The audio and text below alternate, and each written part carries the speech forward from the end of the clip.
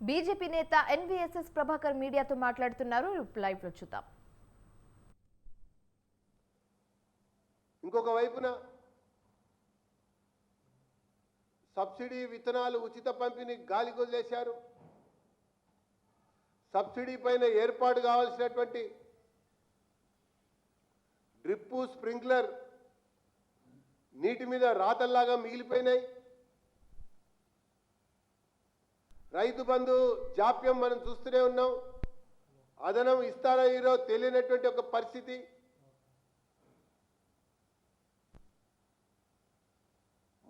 మొన్నటిగా పంట నష్టపరిహారం కూడా ఇవ్వనటువంటి ఒక వైనం. ఇంకొక వైపున ఫసల్ బీమాని మేము అమలు చేస్తామని చెప్పారు. మరి ఫసల్ బీమాని అమలు చేస్తామని చెప్పిన తర్వాత ప్రభుత్వ పరంగా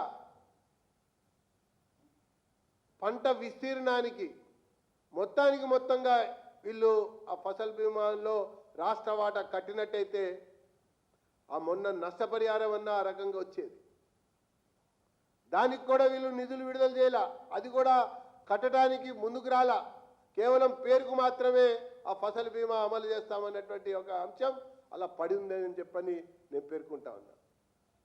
ఇక ఉద్యానవనాలు, పశు సంపద, పాడి పరిశ్రమ, కోళ్ల పరిశ్రమ ఇవన్నీ కూడా అధోగతి పాలైనాయని చెప్పని నేను పేర్కొంటా ఉన్నా. ఈ యొక్క వ్యవసాయం సంక్షోభ దిశగా అడుగులు పడుతున్నాయని చెప్పని నేను పేర్కొంటున్నా. ఒకవైపున ఆర్థిక సంక్షోభం, దివాలా తీసిన ఖజానా, కొత్త అప్పులు పుట్టే పరిస్థితి లేనటువంటి ఒక సందర్భం.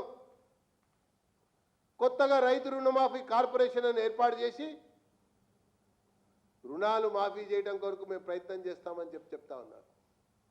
నేను అందుకనే ముఖ్యమంత్రి రేవంత్ రెడ్డి డిమాండ్ చేస్తున్నా, నువ్వు తక్షణమే అన్ని రాజకీయ పార్టీలకు సంబంధించినటువంటి సమావేశం ఈ రైతాంగ సంక్షోభం పైన, రైతుల విషయంలో జరుగుతున్నటువంటి అన్యాయం పైన, ఈ యొక్క పంటల బీమా అమలు పైన, మరి అదనపు బోనస్ పైన, మరి దానికి మద్దతు ధర సంబంధించినటువంటి ధాన్యం కొనుగోలు పైన సమావేశం ఏర్పాటు చేయాలని చెప్పని నేను ప్రభుత్వాన్ని డిమాండ్ చేస్తా ఉన్నా. ఈ రైతు రుణమాఫీ పైన కూడా కార్యాచరణ ఏందని చెప్పని ప్రకటించాలని చెప్పని కోరుతా ఉన్నా.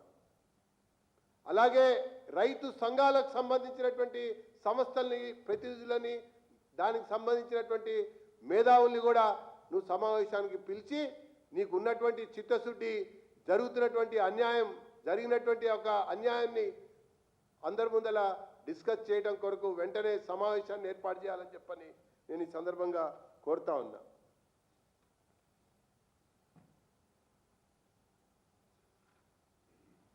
ఇది ఒకవైపున వ్యవసాయానికి సంబంధించినటువంటి అంశం.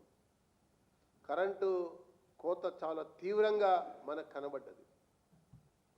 కాలువల కింద పంటలు ఎండిపోయినటువంటి ఒక దృష్టి కూడా మనకు కనబడ్డది. అసలు ఉచిత విద్యుత్తుని రోజుకి నీరు గారుస్తున్నటువంటి యొక్క ప్రభుత్వం ఈ రేవంత్ రెడ్డి ప్రభుత్వం అని చెప్పని భారతీయ జనతా పార్టీ పేర్కొంటా ఉంది. అప్పుడేదో లాగ్ బుక్కులు అని చెప్పని మాట్లాడినటువంటి కోమటిరెడ్డి వెంకటరెడ్డి ఒక్కసారి గ్రామీణ ప్రాంతాల్లో పర్యటించాలని చెప్పని నేను కోరుతా ఉన్నా. సబ్ స్టేషన్లను సందర్శించాలని చెప్పని కాంగ్రెస్ మంత్రులు నేను డిమాండ్ చేస్తా ఉన్నా. అసలు ఉచిత విద్యుత్తుని అమలు చేయడంలో ఘోరంగా వీరు వైఫల్యం చెందారని చెప్పని నేను ఈ సందర్భంగా పేర్కొంటా ఉన్నా. ధాన్యం కొనుగోలు విషయంలో కూడా ఉత్తమ్ కుమార్ రెడ్డి గారు చాలా మాట్లాడుతూ ఉన్నారు. కానీ ఇంకా కొనుగోలు కేంద్రాలు మండల స్థాయిలో అనేక చోట్ల ఏర్పాటు కాలేదన్నటువంటి విషయం వాస్తవమైనటువంటి అంశం అని చెప్పని నేను తెలియజేస్తున్నా. కాబట్టి తక్షణమే ఈ యొక్క రైతాంగ సమస్యలు, రైతాంగం ఎదుర్కొంటున్నటువంటి యొక్క సంక్షోభాన్ని దృష్టిలో పెట్టుకొని అఖిలపక్ష సమావేశం, మరి రైతు సంఘాలు, మరి రైతు నాయకులతో యుద్ధ ప్రాతిపదిక మీద సమావేశాన్ని ఏర్పాటు చేయాలని చెప్పని నేను డిమాండ్ చేస్తున్నా. ఇకపోతే రాజకీయపరమైనటువంటి అంశం. లోక్సభకి సార్వత్రిక ఎన్నికలు జరిగినాయి. అన్ని రాజకీయ పక్షాలు పోటాపోటీగా ప్రచారాన్ని నిర్వహించినాయి. ఈ పోటాపోటీ యొక్క ప్రచారంలో బీఆర్ఎస్ ప్రస్తావించినటువంటి అంశాలు, కాంగ్రెస్ ప్రస్తావిస్తున్నటువంటి ఒక విషయాన్ని మనం లోతుగా ఈ రెండింటిని కనుక పరిశీలిస్తే వీళ్ళిద్దరి మధ్య రాజకీయ బంధం, సంబంధం, అనుబంధం చాలా ప్రగాఢంగా ఉంది అన్నటువంటి విషయం అర్థమైంది. అభ్యర్థుల ఎంపికలో కనబడ్డది, ఎన్నికల ప్రచారంలో బలపడ్డది. ఆ తర్వాత ఓటింగ్ అంటే సరళిలో చూస్తే కూడా అదే విషయం బయటపడ్డదని చెప్పని నేను పేర్కొంటా ఉన్నా. ఆనాడు కేసీఆర్ ముఖ్యమంత్రిగా ఉన్నప్పుడు బీజేపీని నిలువరించడం కొరకు ఓటుకు నోటు కేసులో రేవంత్ని కాపాడినటువంటి ఒక సందర్భం. ఈరోజు మళ్ళీ బీజేపీని నిలువరించడం కొరకు, గెలుపుని అడ్డుకోవడం కొరకు, వీస్తున్న గాలిని ఆపాలన్నటువంటి కొరకు ఇప్పటి ముఖ్యమంత్రి రేవంత్ రెడ్డి గారు ఫోన్ ట్యాపింగ్ కేసులో కేసీఆర్ని కాపాడుతున్నటువంటి దృశ్యం, మరి ప్రయత్నం చాలా స్పష్టంగా ప్రచార వ్యవహారంలో, అభ్యర్థుల ఎంపికలో, ప్రచారంలో ప్రస్తావించినటువంటి అంశాలతో బట్టబయలు జరిగిందని చెప్పని నేను పేర్కొంటున్నా.